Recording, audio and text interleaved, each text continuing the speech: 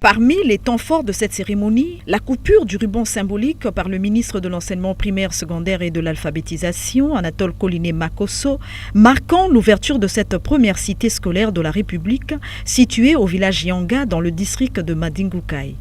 Ce joyau, équipé d'un bâtiment de 6 salles de classe pour un cycle primaire complet, d'un internat d'une capacité de près de 300 élèves, d'une salle multimédia, d'une salle de soins, d'un magasin de stockage, d'un réfectoire, d'un bloc sanitaire, d'un jardin potager, d'un bloc administratif et des logements des enseignants, alimentés en eau par un forage et en électricité par un groupe électrogène et des panneaux solaires.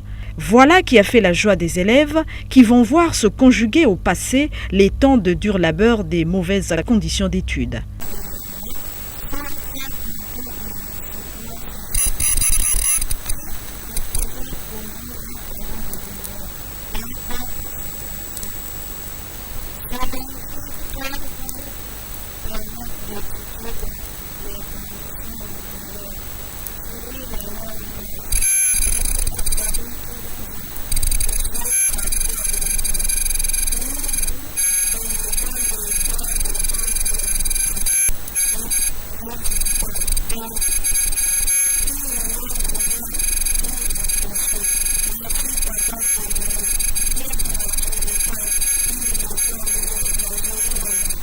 Réceptionnant ce temple du savoir flambant neuf, la directrice départementale de l'enseignement primaire, secondaire et de l'alphabétisation du Kwilu n'a pas tari d'éloges pour le gouvernement qui s'est souvenu de ses enfants, à la limite, délaissés en matière d'études.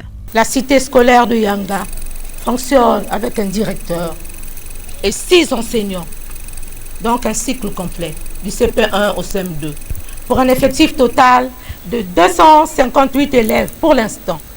Chose que nous n'avons plus connue depuis belle lurette. En sa qualité de natif du village Yanga, mais aussi d'ancien élève de cette école, Mavungu Zinga Mabio, tout en gardant le souvenir de sa vieille école, n'est pas resté de marbre devant l'évidence. Peut que nous réjouir et nous l'en félicitons et nous l'encourageons dans ses activités. Pour l'histoire, cette cité scolaire est née des cendres de l'école primaire de Yanga, construite en 1943 et fermée en 2010 à cause du déficit d'enseignants et de la vétusté des bâtiments.